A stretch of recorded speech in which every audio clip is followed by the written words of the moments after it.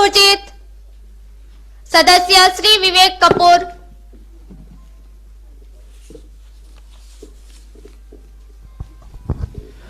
धन्यवाद अध्यक्ष महोदया जी। माननीय अध्यक्ष महोदया, मैं आपके माध्यम से ऊर्जा मंत्री जी से यह सवाल पूछना चाहता हूं कि मंत्री जी, क्या यह बात सही है कि राज्यवासियों को आए दिन बिजली संकट से जूझना पड़ रहा है? प्रश्न की दूसरी कंडिका, क्या यह बात सही है कि ग्रिड में संकट से झारखंड में बिजली की आपूर्ति घट गई है, कारणवश कटौती बढ़ गई है?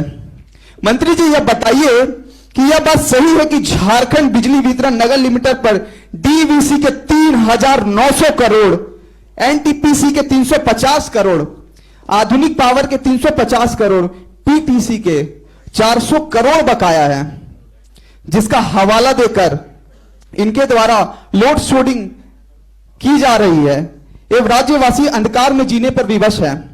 मंत्री जी, यदि सभी खंडों के उत्तर सकारात्मक है तो क्या सरकार बिजली आपूर्ति की समस्याओं का निवारण कर राज्यवासियों को बिना बाधा बिजली उपलब्ध कराने की कृपा करेगी? अगर हां तो कब तक, अगर नहीं तो क्यों? धन्यवाद। प्रभारी मंत्री जी स्पष्ट कीजिए। माननीय अध्यक्ष महोदया, मैं माननीय सदस्य द्वारा किए गए प्रश्नों के उत्तर स्वरूप प्रश्न कंडिका 1 से पूरी तरह सहमत नहीं हूं। हालांकि इस समस्या को नकारा नहीं जा सकता है, तो मैं इससे आंशिक रूप से सहमत हूं। प्रश्न कंडिका 2 को मैं स्वीकार नहीं करती। महोदया, मैं आपके माध्यम से महोदय को बताना चाहूंगी कि राज्य में सभी ग्रिड सुचारू रूप से कार्य कर रहे हैं। प्रश्न कंडिका 3 आंशिक रूप से स्वीकारात्मक है। प्रश्न कंडिका 4 को मैं पूर्णतः स्वीकार करती हूं। सुचारू विद्युत आपूर्ति करने हेतु सुधारात्मक कार्य चल रहा है, जिसके अंतर्गत पतरातू में मार्च 2024 तक पावर प्लांट 3 नंबर इंटू 800 गुना यानी कि 2400 मेगावाट बिजली उत्पादन चालू होना है। सदस्य महोदय, आपका कोई पूरक प्रश्न है? जी, मैं मंत्री जी के जवाब से पूर्णतः सहमत नहीं हूं। माननीय अध्यक्ष महोदय जी, माननीय मंत्री जी का जवाब आंशिक स्वीकारात्मक और अस्वीकारात्मक इन्हीं शब्दों तक सिमट कर रह गया है। कंडिका 3 में हमने बिजली कंपनियों के बकाया राशि का आंकड़ा दिया है, जो इनके द्वारा आंशिक स्वीकारात्मक कहा गया है। जवाब में इन्हें यह बताना चाहिए कि जो आंकड़े हमने आपको दिए हैं, क्या वो कितने सही है वो आंकड़े और कितने गलत है। कंडिका 2 में यह कह रही है कि राज्य के सभी ग्रिड सुचारू रूप से कार्य कर रहे हैं, आज की तिथि में कार्य कर रहे हैं। पिछले 5 वर्षों तक रिकॉर्ड को देखिए और बताइए कि कितने ग्रिड कब तक बंद रहे, कब तक वहां बिजली उत्पादन बंद रही। राज्य बने हुए महोदय 22 साल हो गए हैं और अभी भी बिजली की स्थिति क्या है किसी से छुपी नहीं है।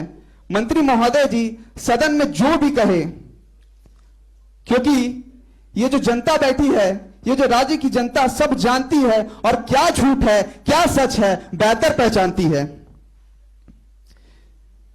क्या यह स्पष्ट कर सकते हैं मंत्री जी कि पतरातू में जो नया पावर प्लांट बनने जा रहा है, उससे राज्य की बिजली की समस्या पूरी तरह दूर हो सकती है?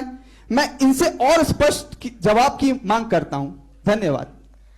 मंत्री महोदय, कृपया स्पष्ट कीजिए। अध्यक्ष महोदया, बिजली उत्पादन के मामले में हमारी सरकार के पिछले 5 सालों के कार्यों को देखा जाए और अन्य सरकारों के कार्यों को देखा जाए, अंतर स्पष्ट रूप से मालूम होता है। बिजली उत्पादन के मामले में हम तेजी से आगे बढ़ रहे हैं। जहां तक की रही बात पतरातू पावर प्लांट से बिजली उत्पादन की, तो भले ही राज्य की पूरी जनता को तुरंत ही समाधान ना मिल पाए, लेकिन यह एक तरक्की का रास्ता जरूर है और बिजली की समस्या को बहुत हद तक दूर करने में यह प्लांट निश्चित रूप से कारगर साबित होगा। रही बात विभिन्न बिजली कंपनियों के बकाया की, तो अध्यक्ष महोदया, मैं आपके माध्यम से माननीय को बताना चाहूंगी कि कुछ तकनीकी अड़चनों के कारण समस्या आई थी, हम बकाया नहीं दे पाए। परंतु हम शीघ्र ही उनके बकाया को पूरा कर देंगे। धन्यवाद। तारांकित प्रश्न सदस्य सुश्री सोनी कुमारी।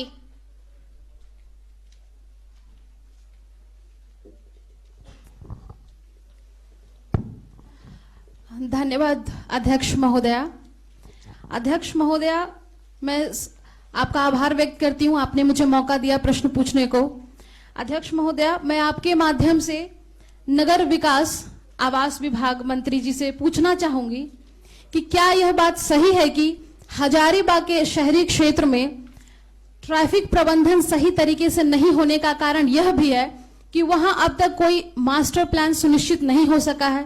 अध्यक्ष महोदया, मैं हमारे मंत्री सदस्य जी से यह भी पूछना चाहूंगी कि क्या यह बात सही है कि ट्रैफिक व्यवस्था का सही ढंग से संचालन नहीं होने के कारण वहां लगातार जाम की समस्या बनी रहती है, जिसके कारण शहरी क्षेत्र, शहरी जनजीवन पर काफी प्रतिकूल प्रभाव पड़ता है। अध्यक्ष महोदया, मैं प्रश्न की तीसरी कंडिका में मेरे मंत्री साथी से यह भी पूछना चाहूंगी, यदि वे उपर्युक्त दोनों प्रश्नों से सहमति रखते हैं, सहमति अपना व्यक्त करते हैं, तो कृपया ये बताएं कि क्या इन समस्याओं के, जाम की समस्याओं के निपटारे हेतु वे कोई सुनिश्चित प्लान, कोई मास्टर प्लान को धरातल पर उतारने का विचार रखते हैं? अगर रखते हैं तो कब तक, और अगर ऐसा नहीं है तो क्यों है? कृपया स्पष्ट करें। धन्यवाद महोदया। प्रभारी मंत्री स्पष्ट कीजिए। महोदया, प्रश्न कंडिका 1 स्वीकारात्मक है। ट्रैफिक व्यवस्था को सुचारू प्रबंध हेतु एक CMP compressive mobility plan document तैयार किया जाता है, जो हजारीबाग के लिए नहीं किया गया है। यद्यपि हम देखें तो नगर एवं विकास आवास विभाग द्वारा झारखंड की अधिसूचना संख्या हजारीबाग मास्टर प्लान 4459 दिनांक 13/7/2017 को स्वीकृति प्रदान की गई है। इस मास्टर प्लान में मूलतः लैंड यूज प्लान को दर्शाता है, जिसके अंतर्गत मास्टर प्लान में रोड ट्रांसपोर्टेशन और रोड नेटवर्किंग के बारे में बताता है और रोड की चौड़ाईकरण भी इसी के अंतर्गत बताया जाता है। प्रश्न कंडिका 2 आंशिक रूप से अस्वीकारात्मक है। कुछ प्रमुख सड़कें चौड़ाई कम होने के कारण एवं पार्किंग स्थल उपयुक्त नहीं होने के कारण जाम की स्थिति बनी रहती है। प्रश्न कंडिका 3 आंशिक रूप से अस्वीकारात्मक है। हजारीबाग मास्टर प्लान के अनुसार सड़क की चौड़ीकरण एवं पार्किंग की व्यवस्था क्षितिज वर्ष 2040 तक किया जाना है। धन्यवाद। सदस्य महोदय, आपका कोई पूरक प्रश्न है? जी महोदया, मैं अपने मित्र साथी के दिए गए प्रश्नों के उत्तर से कुछ असंतुष्ट हूं। मैं चाहूंगी कि मेरे मन में उठ रहे असंतोषजनक भाव को अपने संतोषजनक उत्तर देकर शांत करें। महोदया, जैसा कि इन्होंने स्वीकार किया कि हजारीबाग के शहरी क्षेत्र के जो सड़कें हैं उसकी चौड़ाई कम होने के कारण या ट्रैफिक जाम समस्या के कारण जाम की समस्या लगातार बनी रहती है, उन्होंने स्वयं स्वीकारा। तो महोदया, किंतु और यह बात इसलिए है क्योंकि अभी सुनिश्चित कोई व्यवस्था, कोई तात्कालिक व्यवस्था नहीं हो पाई है। महोदया, सरकार के पास कुछ तात्कालिक ऐसी व्यवस्था हो जिसके कारण यह सुनिश्चित हो पाए कि इन समस्याओं में जल्द से जल्द इन समस्याओं से हम निजात पाएं। जैसा कि इन्होंने कहा कि वर्ष 2024 तक वह स्वीकृत वर्ष है जब हम यह इन समस्याओं से निजात पाने का हर संभव प्रयास करेंगे, इन्होंने ऐसा कहा। लेकिन महोदया, क्या तब तक शहर के लोग यूं ही परेशान रहेंगे? कुछ ऐसे तात्कालिक प्रबंध होने चाहिए।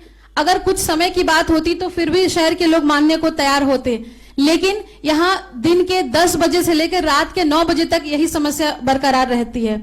महोदया, मैं आपसे, आपके माध्यम से मंत्री जी से निवेदन करूंगी कि वे तत्काल कुछ ऐसे प्रबंध करें, कुछ ऐसी योजनाएं लाएं कि तात्कालिक रूप से लोगों को सहूलियत हो। अतः हजारीबाग के लोगों की ओर से, हजारीबाग के लोगों के लिए मैं सरकार से, सत्ता पक्ष से यह आग्रह करूंगी, निवेदन करूंगी, यह मांग करती हूं कि वे तात्कालिक योजना लाकर लोगों को इस समस्या से निजात दिलाएं। धन्यवाद महोदया।